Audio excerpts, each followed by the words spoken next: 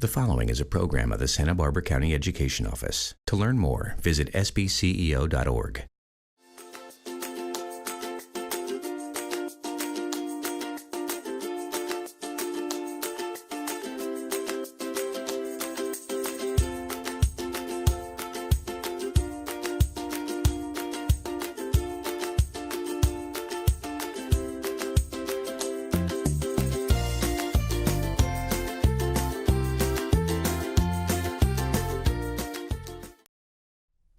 I'm Susan Salcido, Santa Barbara County Superintendent of Schools, and I am so delighted to introduce my guest today, Juliana Ramirez. Juliana, thank you so much for being with us today. Thank you so much for having me. I'm really excited to have you share a bit about your background and experiences, but I want to say to the viewers today that Juliana is a super volunteer, a volunteer in so many different organizations, including Partners in Education, and really supporting youth and families in the community through your volunteerism.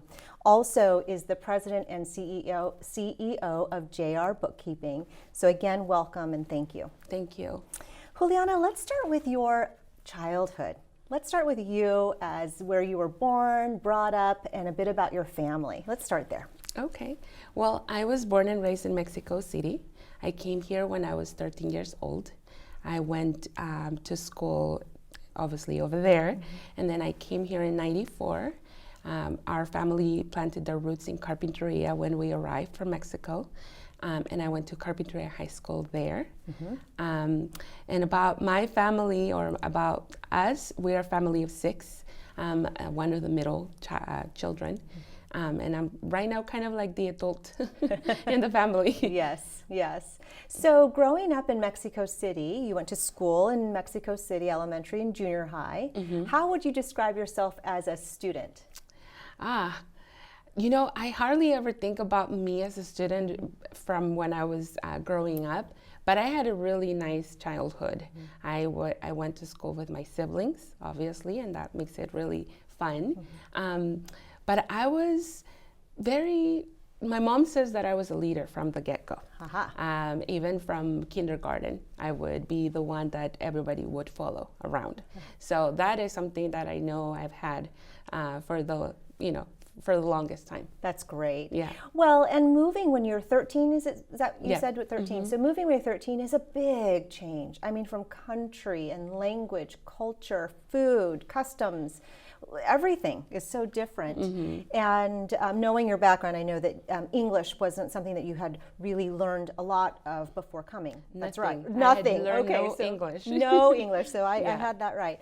So let's talk about your experience at Carpinteria, because you started right in and really immersed yourself in the language. Can you tell us a little bit about your experience? Yeah, well, the great thing about when I came and the fact that I was able to learn English was because bilingual classes were being offered at Carpinteria High School, which I think is one of the reasons I was able to learn the language and obviously be able to graduate from high school and still learn all the general education.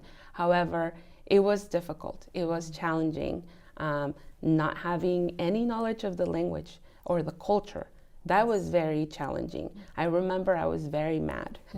I was happy to be reunited with my family, but I was frustrated at the fact that I had to learn anew everything. Yes. Even just, the way people, were, what you would wear or how things would get done.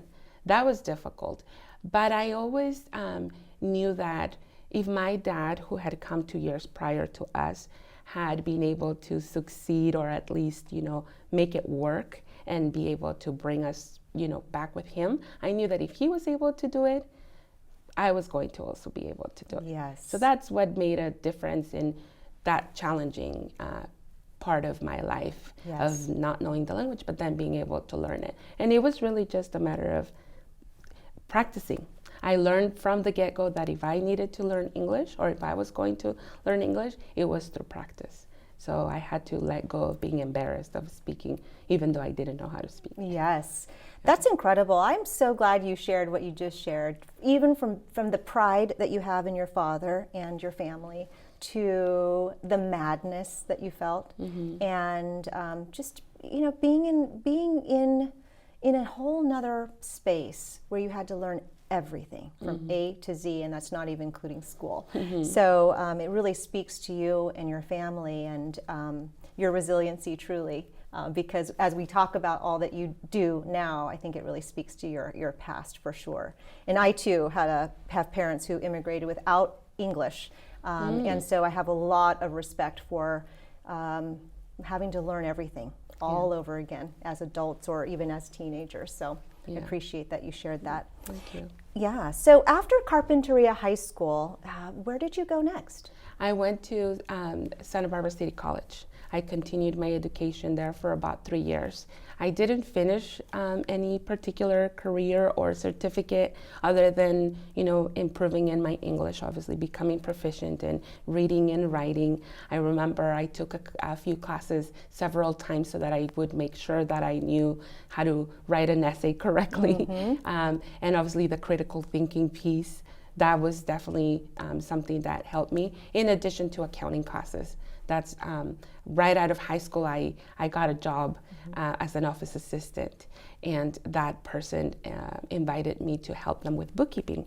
And since I didn't know anything about bookkeeping or accounting really, I said, well, if you teach me, and they saw that I had that ability to learn quickly, and they said, what are you going to school for?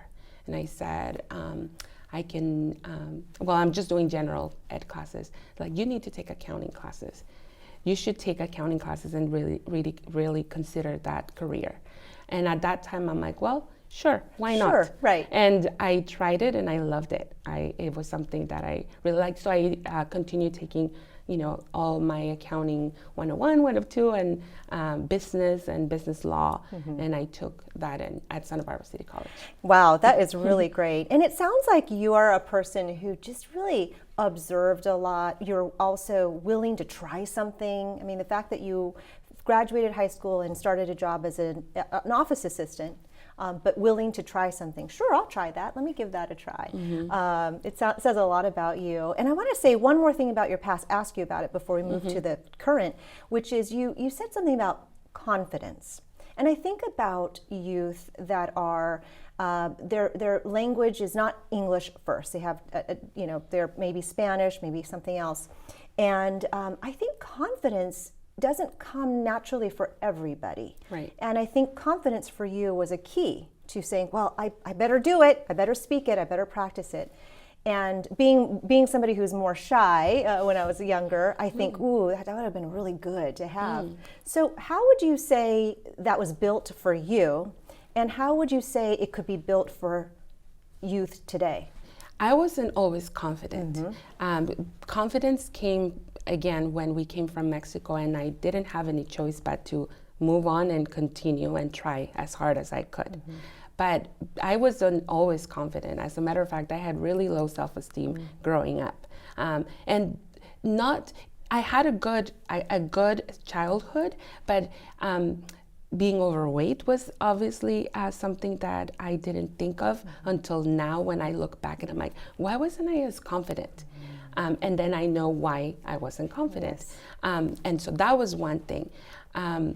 But it built the fact that when my dad had to leave Mexico to look for a better future for us, we had no option but to work.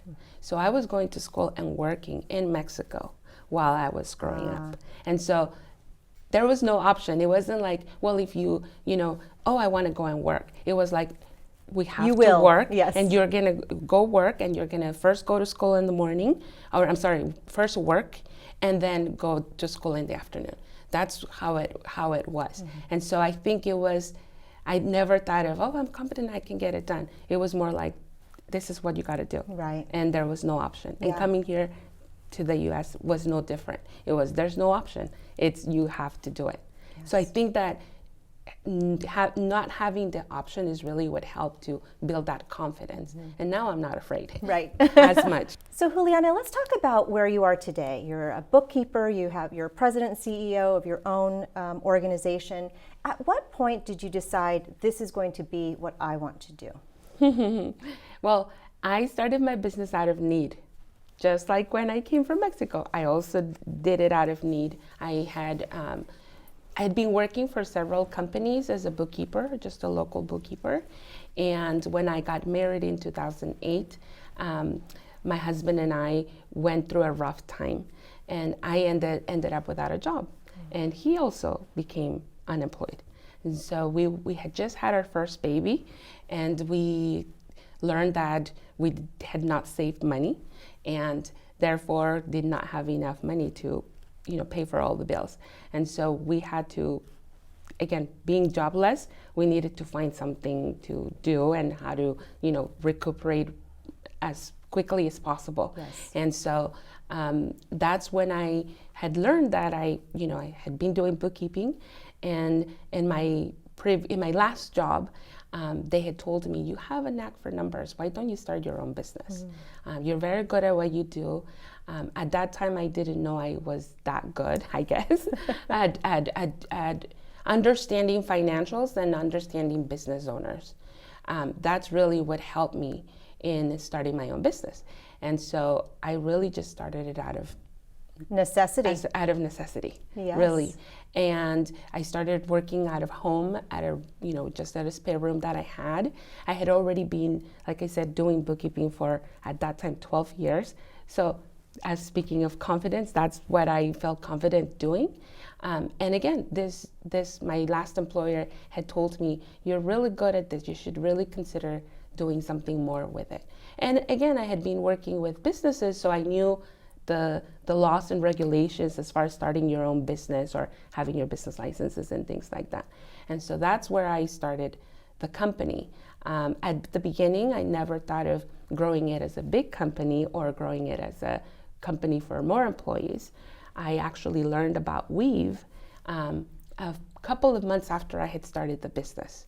And that's where I learned that if I took a self-employment training class, they could help me with creating a business plan that I could then follow and play it out. Wow, that is great. You just mentioned Weave. Let me see if I've got this right. Women's Economic Ventures, is Correct. that right? Okay. Yes. And so they tell us about the course that you took, and again, what they provided for you, and then what you could do with that. The biggest thing for me in the Women Economic Ventures program was empowerment. Mm-hmm. They empowered me to know what to do in a business and how to get it done. So it was really a 14-week course. Okay. That helped us with create a business plan. So every week we would show up to class and they would talk about a piece of a business plan that we needed to develop. And the great thing about that is because I had already started the business, what made it work was that everything that I was learning every week, I would come back home, apply it in the business, and it would work and it would make a difference. Wow. And so that's how I then, by the end of that class, I started with, I believe, 11 clients when I started the class. By the end of the class, 14 weeks later, I had 28 clients just by applying the things that they would show me, like marketing, like you need to hire someone that can do things better than you can, like do you want a job or do you want a business? Things like that, they would get me thinking. I'm like, well, if I want a job, this is what it would require. That means it would require for me to do everything myself. Do I really want to do that? Or if I hire someone that can do things better than I can, like, being more organized or, meeting deadlines in a prompt way and things like that. Those skills that I had, but as a business owner, they are applied a little bit different.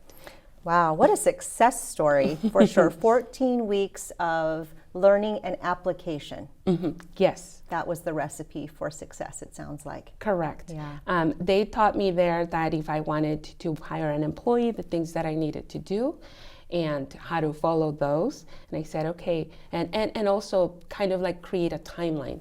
By this time, you need to do this. Mm-hmm. By this time, you need to do that. And so that's really how it helped me to then create, the first job.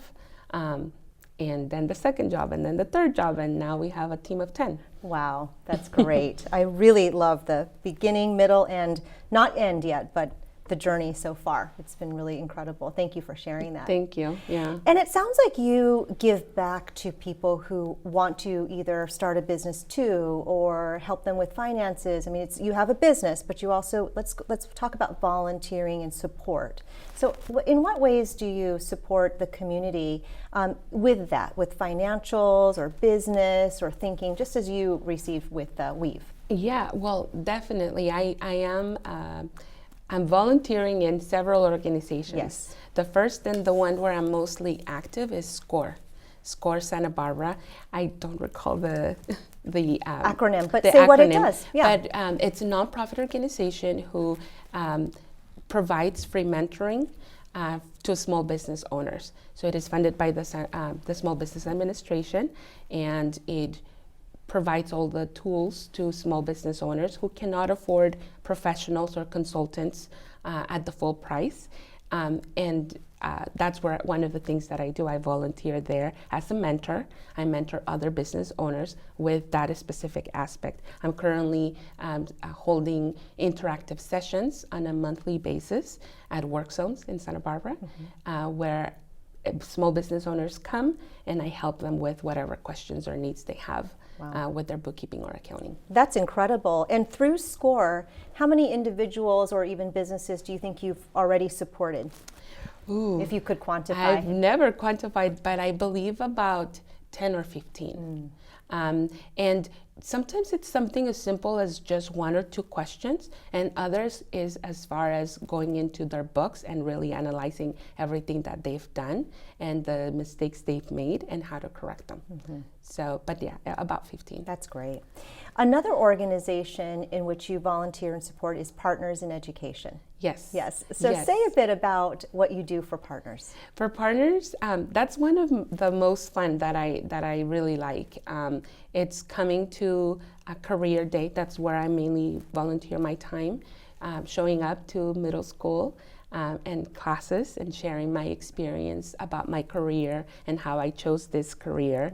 I always have fun telling them how I never thought of this as a career, but then as I learned about my talents and my abilities, that then I'm able to, contribute those into and make a career out of that.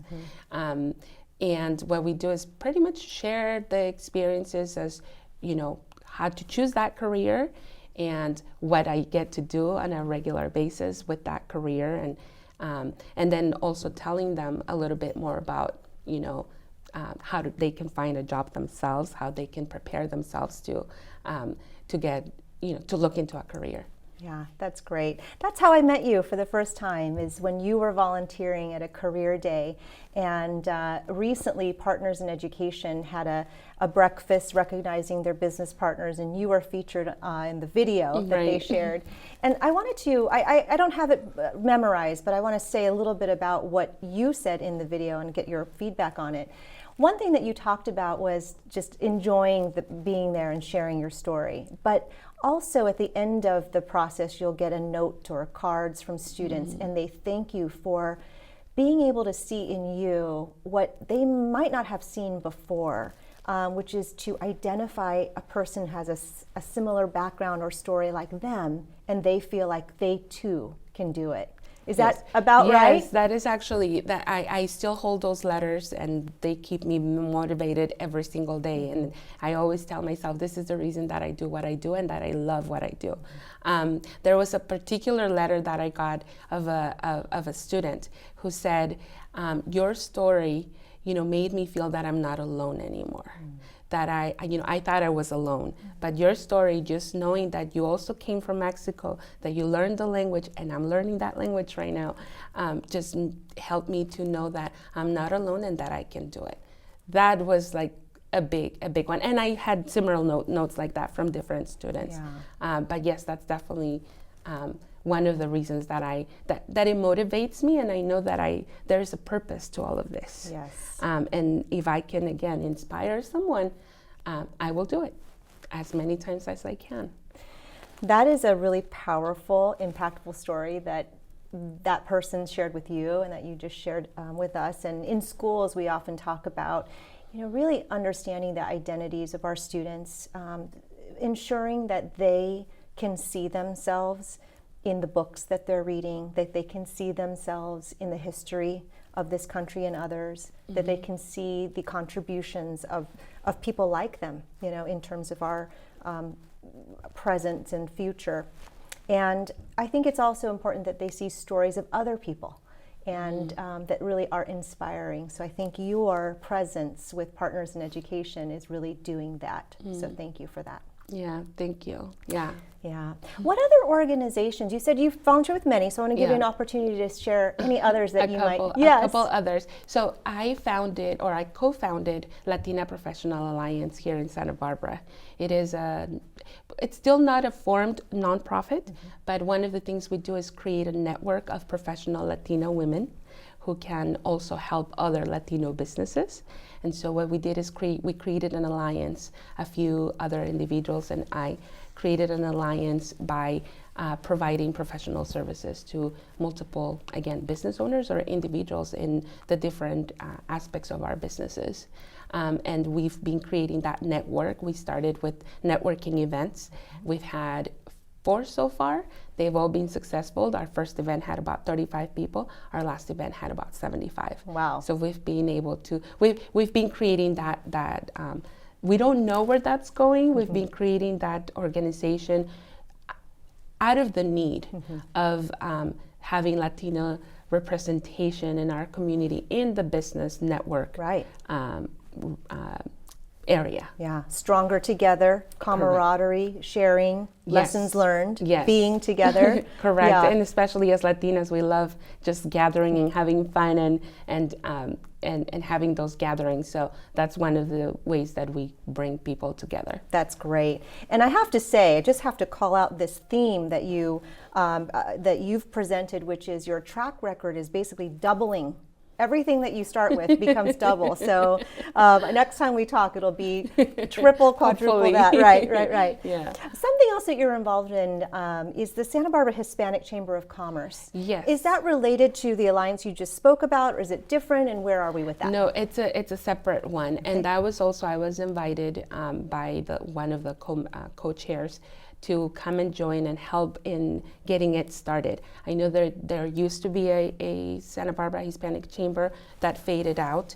And then we also saw the need in this community too, with businesses. There's a lot of Latino business owners that needed a place to go, somewhere that they could be heard, that they could, there could be advocates for them. And so we also co-founded that. We started the process in August, and we've